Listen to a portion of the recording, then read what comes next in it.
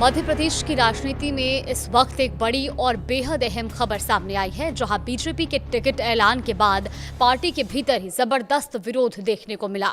दतिया विधानसभा उपचुनाव के लिए बीजेपी ने जैसे ही अपने उम्मीदवार के नाम का ऐलान किया, पूरे इलाके में विरोध प्रदर्शन शुरू हो गया, जो देखते ही देखते हिंसक झड़प में बदल गया। पूर्व गृह मंत्री नरोत्तम मिश्रा को टिकट नहीं मिलने से नाराज उनके समर्थकों ने नेशनल हाईवे 44 पर चक्का जाम कर दिया और हालात इतने बिगड़े कि पुलिस पर पथराव हुआ, जिसमें दतिया के एसपी समेत कई पुलिस अधिकारी घायल हो गए हैं। नमस्कार, आप देख रहे हैं न्यूज़ 18 का डिजिटल प्लेटफॉर्म और मैं हूं आपके साथ जागृति खंतवाल। तो चलिए आपको विस्तार से बताते हैं कि आखिर ये पूरा मामला क्या है। दरअसल मध्य प्रदेश की दतिया विधानसभा सीट पर होने वाले उपचुनाव के लिए बीजेपी ने शुक्रवार को अपने उम्मीदवार की घोषणा की। पार्टी ने वरिष्ठ नेता और पूर्व गृह मंत्री नरोत्तम मिश्रा की जगह आशुतोष तिवारी को अपना आधिकारिक उम्मीदवार बनाया और यही फैसला पूरे विवाद की वजह बन गया। नरोत्तम मिश्रा और उनके समर्थकों को उम्मीद थी कि पार्टी एक बार फिर उन्हें ही उम्मीदवार बनाएगी। जानकारी के मुताबिक उन्होंने नामांकन फॉर्म भी खरीद लिया था, लेकिन जैसे ही आशुतोष तिवारी के नाम की घोषणा हुई, बड़ी संख्या में समर्थक विरोध में सड़कों पर उतर आए। विरोध प्रदर्शन धीरे धीरे उग्र होता गया। हजारों समर्थकों ने नेशनल हाईवे 44 को पूरी तरह जाम कर दिया और इस चक्का जाम की वजह से हाईवे पर करीब 15 किलोमीटर लंबा ट्रैफिक जाम लग गया, जिसका असर आसपास के जिलों की यातायात व्यवस्था पर भी पड़ा।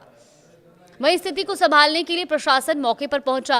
न्यूज एजेंसी एएनआई के मुताबिक दतिया के पुलिस अधीक्षक मयूर खंडेलवाल ने बताया कि शनिवार शाम करीब 6 बजे से ही लगभग 3000 से अधिक लोग शहर का माहौल बिगाड़ने की कोशिश कर रहे थे। उनके अनुसार प्रदर्शनकारियों ने जबरन बाजार बंद कराए और नेशनल हाईवे पर चक्का जाम कर दिया। एसपी और कलेक्टर ने प्रदर्शनकारियों से कई बार जाम हटाने की अपील की, लेकिन प्रदर्शनकारी नहीं माने और इसके बाद शनिवार तड़के करीब 4 बजे हालात और बिगड़ गए, जब पुलिस ने मुताबिक प्रदर्शनकारियों ने पुलिस टीम पर अचानक पत्थरबाजी शुरू कर दी। एसपी मयूर खंडेलवाल ने बताया कि हालात बिगड़ते देख पुलिस ने पहले आंसू गैस के गोले छोड़े, लेकिन इसके बावजूद पथराव और तेज हो गया और इस घटना में एसपी मयूर खंडेलवाल, एडिशनल एसपी समेत 6 से अधिक पुलिसकर्मी घायल हो गए और सभी घायलों को इलाज के लिए अस्पताल में भर्ती कराया गया। पुलिस ने इसके बाद दोबारा आंसू गैस का इस्तेमाल किया और बल प्रयोग कर प्रदर्शनकारियों को मौके से हटाया। साथ ही कुछ लोगों को हिरासत में लेने की जानकारी भी दी गई। वहीं पुलिस ने बाकी लोगों को भी सरेंडर करने की चेतावनी दी है।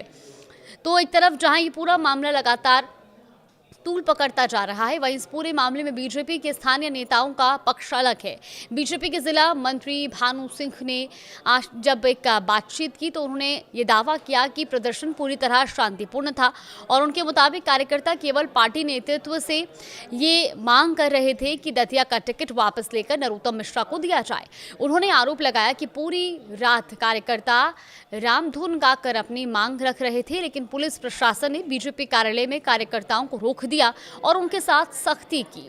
भानु सिंह ने यह भी कहा कि जब तक नरोत्तम मिश्रा को टिकट नहीं दिया जाएगा, तब तक उनका विरोध जारी रहेगा और चक्का जाम भी जारी रखने की बात कही। यानी इस मामले में पुलिस और प्रदर्शनकारियों के दावों में स्पष्ट रूप से अलग अलग पक्ष सामने आए हैं। अब सवाल यह है कि आखिर नरोत्तम मिश्रा के समर्थकों में इतनी नाराजगी क्यों है।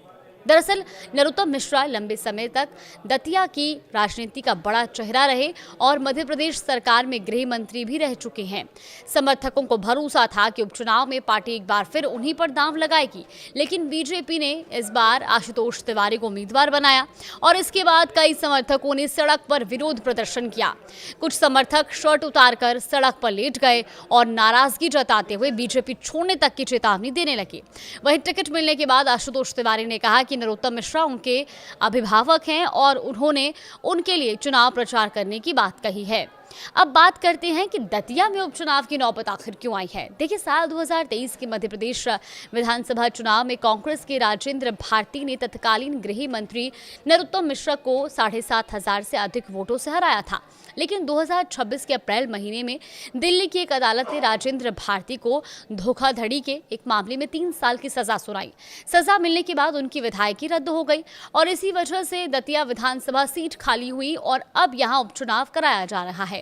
निर्वाचन कार्यक्रम के मुताबिक 30 जुलाई को मतदान होगा, जबकि 3 अगस्त को मतगणना के बाद नतीजे घोषित किए जाएंगे। फिलहाल दतिया में हालात सामान्य करने की कोशिश जारी है। पुलिस कार्रवाई भी चल रही है, तो वहीं बीजेपी के भीतर टिकट को लेकर उठे असंतोष ने चुनाव से पहले पार्टी के सामने एक बड़ी चुनौती खड़ी कर दी है। अब सबसे बड़ा सवाल यही है कि क्या पार्टी अपने नाराज कार्यकर्ताओं को मना पाएगी या फिर ये नाराजगी उपचुनाव के नतीजों पर भी असर डालेगी। इसी पर आगे भी हमारी नजर बनी हुई है।